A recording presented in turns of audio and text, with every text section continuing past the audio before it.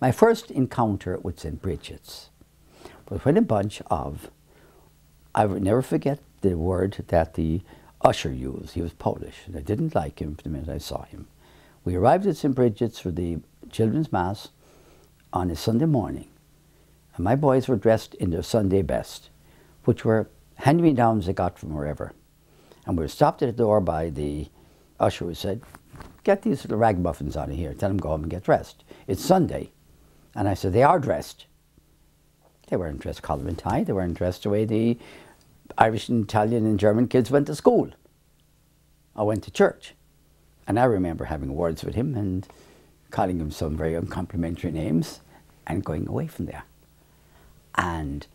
But as time went on, they began to realize the neighborhood was changing. The Irish were exiting, the Poles were moving farther away, and ultimately St. Brigid's became a really mixed bag. But the saddest thing with the mixed bag then was some of the people who came in came from countries and territories where the state subsidized some of the churches. They were not used to putting either dollars or pennies in the collection box. They didn't have it really, a lot of them too. So St. Brigid's happened to fall into the category of having to be subsidized from a very, very early time. Now, after I became a priest in 1977, I remember working with, I worked first with, I was a volunteer with Father Fennessy, and he was way, way back. After him came Father Lynch and his group. Can you give me some years, ballpark years? We'd be talking about, Father Fennessy was there in the middle 50s. Then he moved away. He became pastor emeritus in the late 50s. Father Lynch, a really wonderful priest, with his associate Father Larissy, whom I thought was Italian and was abusing him and saying, "You Italians couldn't understand either the Irish or anybody else." Turned out he's more Irish than I was, but that's another story. But there was a lack of understanding. Back in the time I'm talking about, Paul, a person who died would, in order to be buried in consecrated ground, they were supposed to have a Catholic Mass. And if they couldn't afford a Catholic cemetery, which most of them couldn't, they wouldn't have a Mass. That changed, of course, after Vatican II. But we had very draconian, strict, crazy regulations that were never meant for the real poor, whom the Lord said, "Blessed are the poor, for theirs is the kingdom." But there was a particular kingdom. The poor didn't get much stay in at all. They didn't get much accommodation in the kingdom that existed at the time. But it did change with time. So Brigid's always became a very hospitable, after a while, very friendly, open, a multinational shrine for many. And then you had the big scandals of the 60s when Jeremy McDermott decided he wanted to have a girlfriend and told the cardinal he have a dirty mind. And who was he? All these things. He was back, and he'd be the late 60s into the 70s. Pastor? He was pastor. Okay. Big article, a blonde, a priest, and he's out made the church. And there he was told, "Get out, you can't have, you're married to the church, not to the, you can't have the woman." And he fought them. He had to be evicted. Just a great history over there. He found a good home in the East Village. Yes. So he was followed then by a couple of others. There was Father Matt Thompson came after him, and then it came along a wonderful man, now gone to the Lord, but a pious and good holy man for a number of years, Eddie Keenan. But Eddie was a kind of a guy, anything for a peaceful life, but a good pastor. I was under Eddie's time, I began to help out, even before I became a priest. And then, under Eddie's time, I got the use of the church basement. And tell me when this was? That would have been the late 60s. And I had the use of the entire basement because it was not being used for furniture, clothing, and we made it a kind of a giveaway distribution centre. And then after Eddie, I think, came Father Beaumont, followed then by a dear and long-time friend of mine, and we worked together and still do, George Kuhn. George put it in the map by putting a great big flag up in front about confronting the chancery and the cardinals, turn your, you know, make love, not war, make peace, wage peace, not war. And in his period of time, there was Marine recruiters sitting in the park, and George, but you know, joined the army, and he's next to them. Say no, say yes to God, and no to the government. So it has a rich history. Was there an activist nun around that time affiliated with St. Brigid's? There was several great ones. Now their names should not escape me, but there was one I remember. I remember one wonderful nun. It was the Sister Amy, with the Catechism of Catholic Doctrine, and she was once she called me and asked me would I take some of the tough kids to teach them catechism. The Monsignor had kicked them out because they came in for an interview to his living room, and they felt very much at home, and they put their feet up on the coffee table, and he said, would you do that? Put your feet up on the coffee table at home? And he said, no, we wouldn't. Well, how dare you put it up on mine? And then it became a problem. But then later on, I said, you know, Monsignor, you made one big mistake. You never asked the kids if they had a coffee table at home. It was the first coffee table they ever saw. They felt like Hollywood stars being able to put their feet up. They don't have coffee tables, let's learn coffee. No. So now there was radical nuns. There was a great group came in. Let me get the date. It would be the middle 60s. Now, I had a great experience, and a joy it was in a way. It was like Halloween, fancy dress party in the middle of summer. There was a Monsignor Fox who brought in a thing called a thing in the spring, and summer in the city. At the same time, the nuns then began to get active, and they wanted to come out of their convents. There was Sister Mercy Versberg, a missionary, a medical doctor. In retirement, she wanted to live in the village. So she came down with Mercy Sisters, Sacred Hearts, Charities, about 5 different communities, all dressed in the lovely finery of the pre-Vatican, the nuns in their habits. Well, if you saw them parading down the avenue, you did think there was a fancy dress ball, because nobody ever had seen as many of them together at the same time. And I remember this one little nun saying to me, oh, Pat, again, I was not a priest, I was not ordained until 77, Pat, we want a real rough, rundown building. I said, you really do? And she said to me, oh, yes, well, you know how dangerous it is. Oh, don't worry, she said, God will take care of us. God took care of the 3 children in the fiery furnace, and Daniel in the lion's den. And my response was, well, did he now? And I had something up my sleeve. I didn't pull it out until later. So I took them to the end of the block, a building that no longer exists. And we went into the building. As you got up to the 2nd floor, you could see the holes in the wall, to see the sky, God's air, the sunshine coming in from the outside, and the leaking roof, and a broken boiler. So they're all looking at each other. And I repeated, Daniel in the lion's den, and the 3 children. And I said, sisters, I love to hear you quote scripture, I said. But not as much a scholar perhaps as you, but you're making one mistake. Daniel didn't jump into the lion's den, nor did the children jump into the furnace. They were thrown in. You're jumping in. So you think God's going to protect you for being so stupid? Don't be so foolish. Now let's walk up the block and get a half a decent house. You won't have hot water all the time. And what was their mission? What were they trying to organize? Their mission was to come out and be among the people. Right. They were all behind the walls of the convents everywhere, as nuns were. In the old days, nuns went out in twos. Yes. Like little penguin, you know. There was the old church. So I got them their first apartment. I was managing the adjoining building. So you had 5 or 6 different groups, all living in the one apartment next door. And among them was that famous nun. There was a Sister Elizabeth. There was a sister, now she was one of the great radicals. She moved up to Canada. The Cardinal, they alleged. Now, I loved Cardinal O'Connor, so I couldn't agree in some of the things it said. But she ran for city council and all that. She was a giant and did wonderful work. She moved off to Vancouver. Then there was Brigid, there was Sister Eileen, Elizabeth, and Mercy first were over here. And they were just living a peaceful, contemplative, beautiful life, be among the people, a presence. Right. But then very shortly, things began to change. There was a wonderful woman who joined me in '61. Her name was Anna Rawl. She was like a one-time religious, but lived more of a religious life than if she had been a nun. So she kept like a consecrated virgin, remained like that. And one day she was over at the laundromat. We like to go out among the people. We couldn't afford a washing machine anyway at the time, so we'd go out among the people. And this particular day, she met these women coming down the block, and she said, you know, they're very familiar faces. And one of them was standing in front of me, and I said, you got a really familiar face. And she said, she was wearing dungarees, and if I may say so, they were a little tighter than they should be. And she said, oh, I'm Sister Mary Jane. And I says, good God Almighty, what are you doing like that, Sister Mary Jane, dressed like that?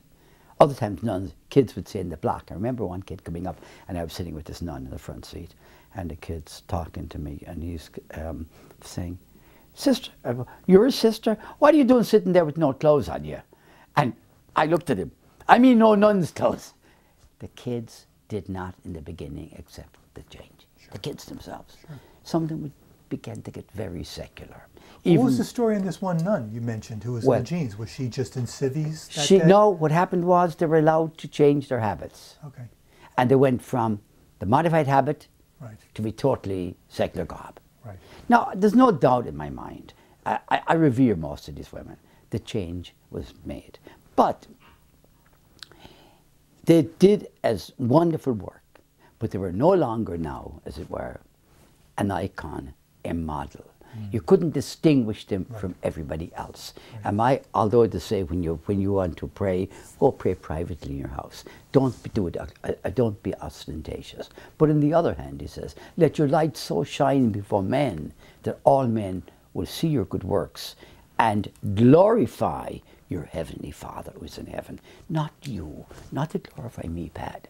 I've never worn anything but clergy garb from the time of my ordination. I've always worn, the reason I wear a crucifix and my favorite saint with me, whom I'll tell you his name here. We just had a little technical problem. Okay, hold on. Sure.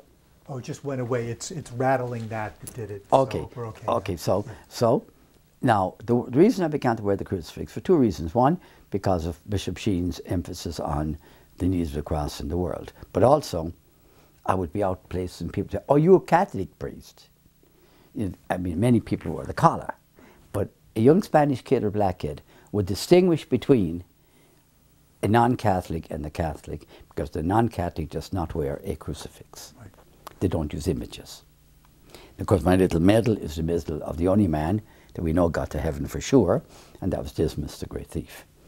And so I found that the clergy garb has been a bond of connection with persons and identifying something. Sometimes walking in the park, sometimes walking in the street, people will walk up and say, oh, you're a priest? You say, yes. Would you bless my medal for me? Oh, could I talk to you for a minute? Now people say, you're the first one they're going to try to touch, you know, to get a handout. Half true. Many will come up just to be touched. Many will come up to offer you something. Not everybody's out there.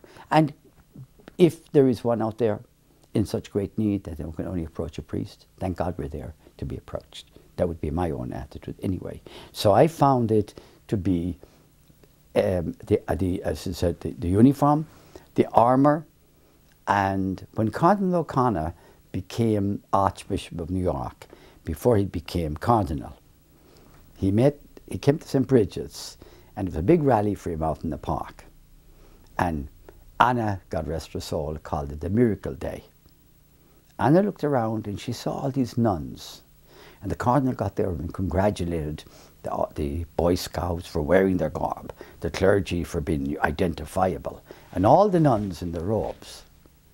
And Anna walked up and said, good God, sister, you'll dress up today for the new Archbishop.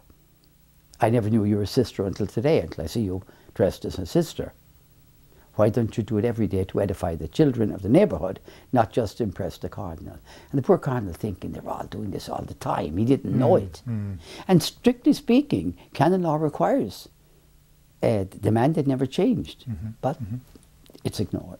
It's a law that's ignored. So I want to visit the past before going any further into the present. Could you just I want to come back to St. Brigid's too. Yes. But if you can remember a snapshot that would be representative, whether it be preferably people, characters, yes, who are emblematic of the earliest memories you have of the neighborhood that, you know, harken back to the turn of the century. My earliest memories were Avenue D and kids playing around the garbage pails, using old used tires for toys, a swing on the tree that was down there on a pole, and not well fed, beautiful little eyes looking out through the sockets of poverty, ill-clad. Many times a Hispanic family would come from Puerto Rico, and not knowing the difference in climate, huddling in the cold. In 59, when we had a storefront at 713 East 9th Street, I used to go to Silver Cup Bread in Brooklyn and in Queens and various other places to pick up bread. Horn and Hardest Schrafts would give us food. And I remember, long before City Harvest was ever heard of, we used to pick up surplus. And the vivid memories of me were kids lining up just to get an extra loaf of bread in New York, in Manhattan. Our football fields and our baseball places were the streets. And you looked, it was a wonderful thing to walk down there. There was camaraderie and there was sharing. There was an article done by an Irish columnist back in, I think it was 60, and she talked about coming in one day to our little storefront. In the back of the store we had whatever furniture we could gather up. And there was a woman coming in and she was waiting for months to get a double bed to come in. And at the same time another woman came in who had a big family. And she said, well, the kids are sleeping on the floor and Matt's mattress and all. And the other one just said, oh, she said, look, the bed's for myself and my husband. Take it. We'll wait for the next one. There was that kind of love and generosity. There was a caring and sharing. A lot of people are on, you see, welfare. People talked about people on welfare. Welfare was starvation wages. Even the present day, they haven't changed any of that. They give you little or nothing for rent. They didn't have food stamps in those days. So my early recollections was the ragamuffin children who were not well fed. School lunches were not the greatest in those days. Mothers. But you also painted a picture of a more middle-class Jewish Eastern European. They were the merchants. Okay, but not residents. Many of them resided over the stores that they owned. Okay. But by and large, the 50s and the 60s, you had the merchants out there who were good, decent enough people. Some exploited, but most did not. Mm-hmm. But you had they were on the avenues. Avenue B, Avenue C. Rare did you find a store in the middle of the block. There was only one on 9th Street, and that was a Russian, Eastern European, a mixture of Russian. It was a kind of combination deli store. Mm-hmm. All the other, from, say, 12th Street all the way down to Houston, Avenue C, were stalls and stores. Mm. Avenue B was a little bit upgraded. And you've got to understand, Paul, once you passed Avenue A, which was as it is today, mm-hmm. but more stores, Avenue A, once you crossed Avenue A, you were on the frontier. And when did that feeling start? Because I thought in the early 60s it was still sort of safe. It was still safe until about 65. Okay. But thereafter, the people began to leave, the merchants began to leave, because people couldn't afford the merchandise and so forth. And I remember, yes, it would be middle 60s, the great Polish bakery, Avenue B, the haberdashery on 10th Street, but they began to fade away. I would be remiss. I imagine it was sort of like a small community by then, but given my interest in your background and my background, could you tell me who were the last Mohicans of the Irish Americans in this? The Irish Americans were hardly visible. There would have been, okay, there were the Flynns and the O'Briens and a couple of smaller families But by this time, the most of them had moved to the Bronx, Grand Concourse area, Fordham Road area, and parts of Brooklyn. They'd left here. It was a step up for them. Right. And then after the GI Bill came in the 40s, a lot of people scurried out and got with very low down payment loans, bought little places in the wilds. Central Islip was the end of the world back then. And that's where a lot of them moved off to. Okay. Right. And I knew some of these people. Sure. So there were very, very few Irish families. There were the Memels, they were a German family. So in actual fact, there was just a spattering of Irish. And then you had a mixture of Pole. The Poles held on longer. Yes, until today. Yes, and the Ukrainians, of course, are still very, very strong. They held out. And, but as I said, in '61, I don't believe there was a non-white face in this block. Wow. Now, there were working people. None of them were like, none of the uppies yet. Yes, yes. None of the upper class. But then, of course, you know, we did have the big inflow of the flower children. That's what I want to get to next. Yeah. And we're starting Yeah. to lose our light